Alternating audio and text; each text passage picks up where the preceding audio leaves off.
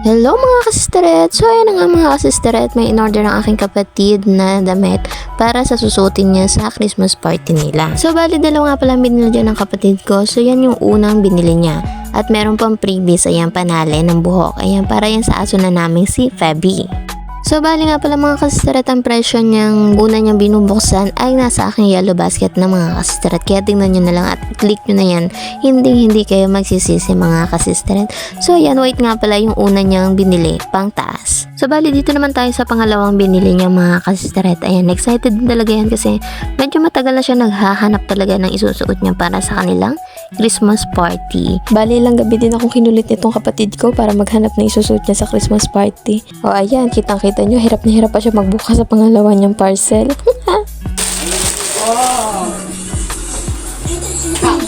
Sexy model.